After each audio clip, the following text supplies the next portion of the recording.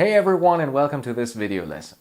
Today I want to talk to you about the lead and solo guitar parts in a nutshell by Alice in Chains, and at the same time I'm going to show you how you can take all of Jerry Cantrell's licks and ideas and actually integrate them into your own style so you can use them to inspire your own phrasing and creative playing. As always, I've also prepared a step-by-step guide and tablatures for you, which you can download for free by clicking the link in the video description or the first pinned comment. So let's jump right in. Just like we did with the rhythm guitar in the previous lesson, you'll first want to tune your guitar down half a step, meaning instead of standard tuning, you'll be in E flat tuning. In terms of tone, you'll need a good amount of distortion,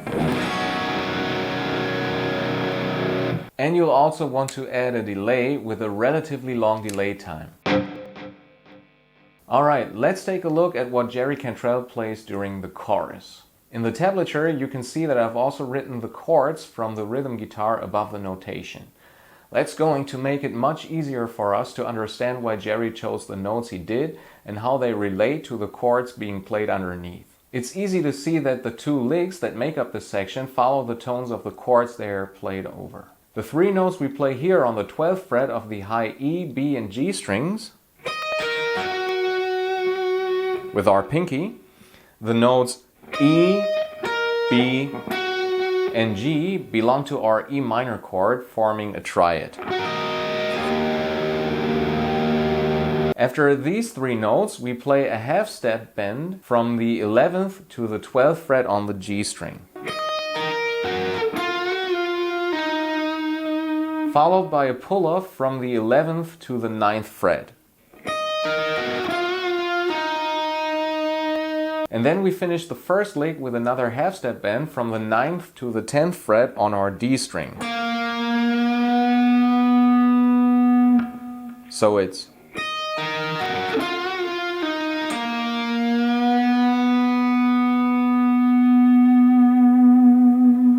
that bend takes us from the note B up to C, which is the root note of our C at 9 chord, the one that's sounding at that point in the song. Our second lick starts on beat 3 of the next bar, where the C at 9 chord is still ringing.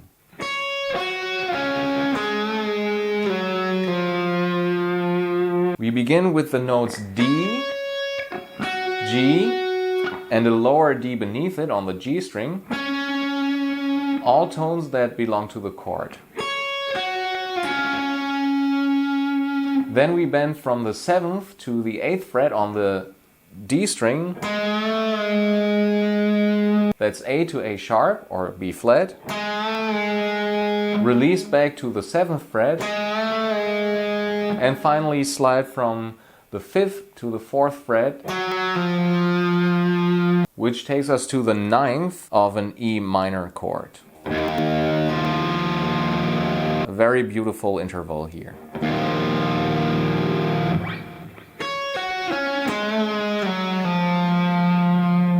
Once you've learned these licks, how can you make them useful for your own playing? It's actually quite simple. Start learning different triads of your chords all across the fretboard so that you can connect them and eventually get a clear overview of all the arpeggios for different chords across the neck. So here are a couple of examples for E minor.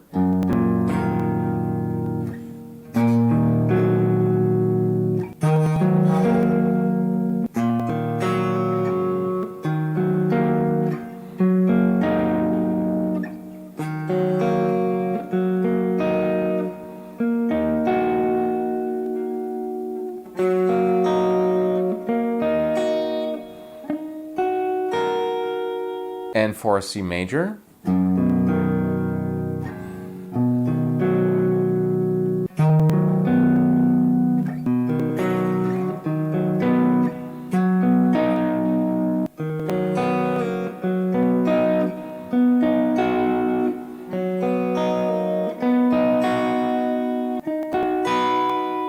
arpeggio-based licks like these always sound beautifully melodic and are loved by guitarists of every style, whether you're into country, metal, blues, rock, or anything in between. So later on, the goal is to connect all these triads by playing them as arpeggios.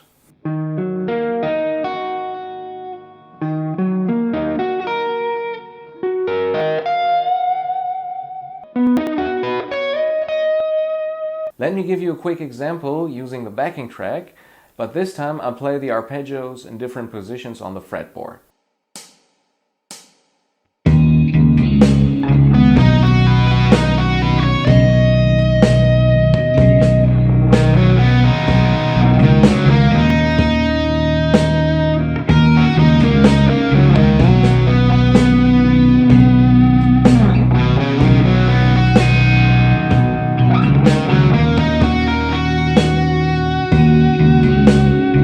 If you're interested in this way of playing and want to learn more about it, feel free to leave a comment and I'll create a full lesson dedicated entirely to this topic in the future. So let's move on and take a closer look at the main guitar solo. Again, I've written the underlying chords above the tablature, which makes it easier to see which notes and sometimes even small chord shapes Jerry is targeting in his phrasing. Just like in the previous fills, we start the first run on beat 3 of the measure over the E minor 7 chord.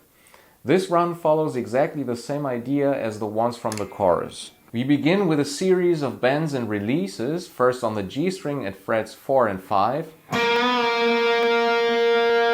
then on the D string at frets 4 and 5,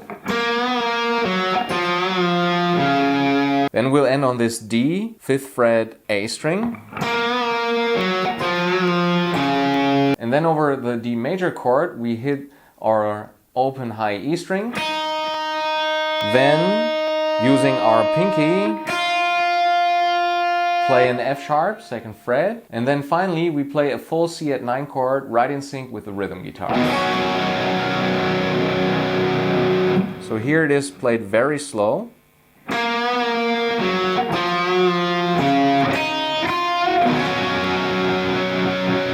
Also watch my fretting hand here.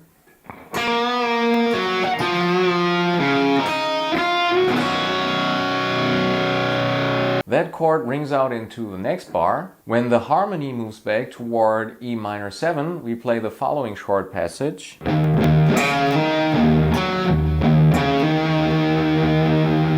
Remember to use palm muting here.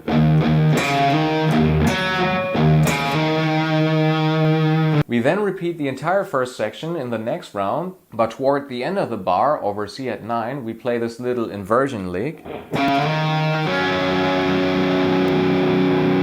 Here we play our root C, then play a slide from our 2nd D towards our major 3rd E, and then combine it with the 5th and the added 9th, forming a sweet sounding triad voicing. At the end of that measure, we play a slightly varied version of the phrase from the first round.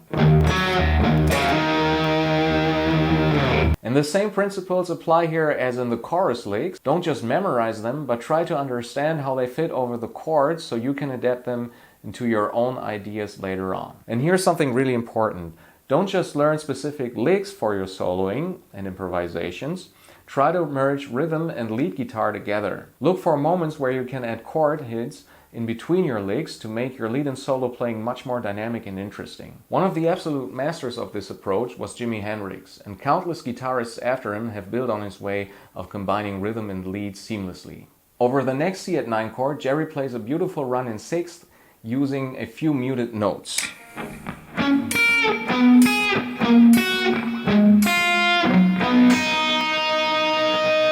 And resolves into a C major triad, since that C at 9 is still ringing into the next measure. This technique of playing in 6th is really popular in country and blues, but it works equally well in rock and metal too. If you'd like to get comfortable with that, I recommend practicing your scales not just in the usual finger positions or as arpeggios and triads, like we discussed earlier, but also in intervals. I actually got this idea years ago from an interview with Joe Satriani, where he said that he learned his scales in 3rds, 4ths, 5ths, 6th and 7th. That really inspired me to explore scales in that way myself. Here's a quick overview of how that sounds. First, playing a scale in 3rds.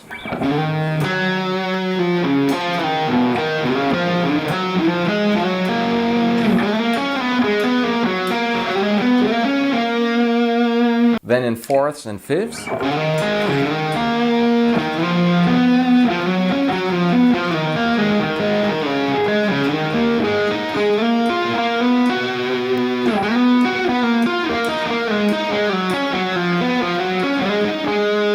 and then like Jerry does here in sixths.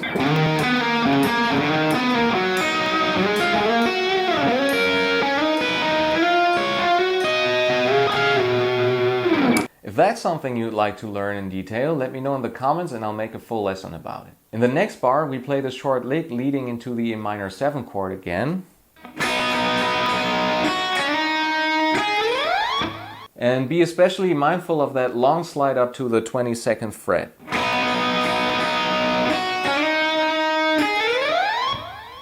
Now we arrive at the absolute highlight of the solo. On B2 of the next measure, which is played over C at 9 again, we start with a wonderful legato run.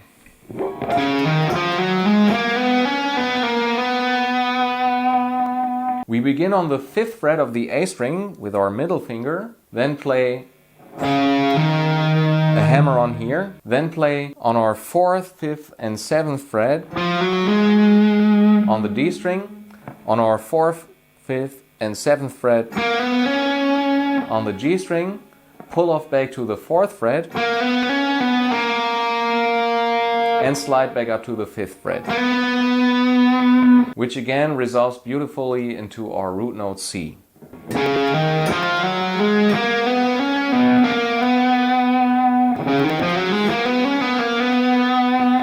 And then in the next measure we have another fast run. We start on the 7th, 8th and 10th fret on the B string, then 7th, 8th and 10th fret on the high E string, pull off back to the 7th fret, then descend from the 10th to the 5th fret on the B string using pull-offs and a slide.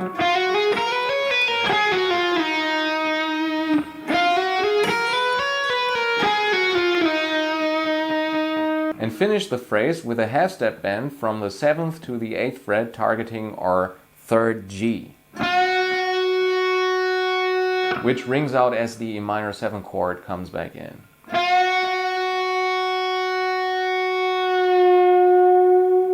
You can slightly release that bend and bring it back up again. Just listen closely to the original recording to get the exact feel right.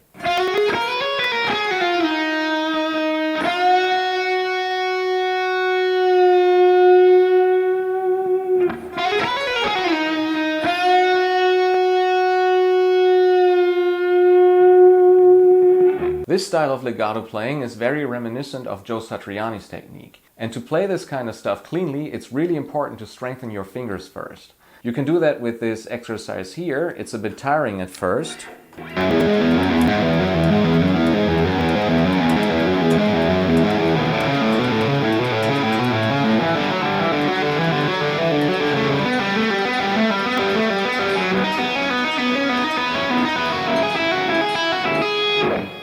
And a variation.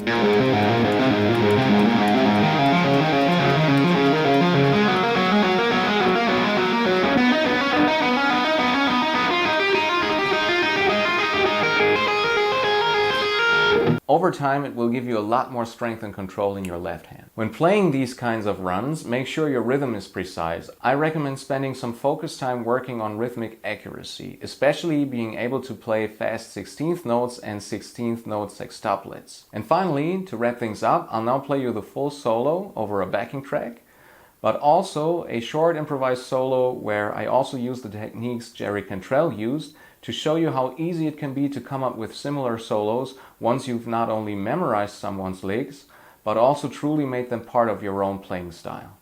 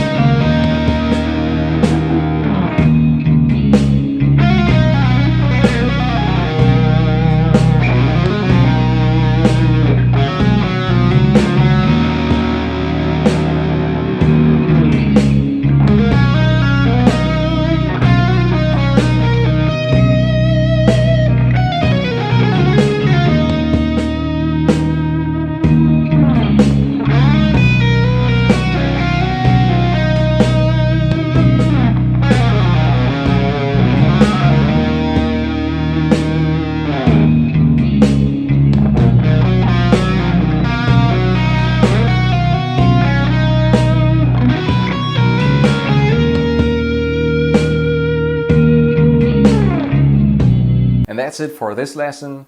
I hope you enjoyed it and found it helpful. As always, let me know in the comments which specific techniques or parts of the solo you'd like me to cover in more detail in separate videos. Don't forget to leave a like and subscribe, and I'll see you in the next video. Until then, take care and see you soon.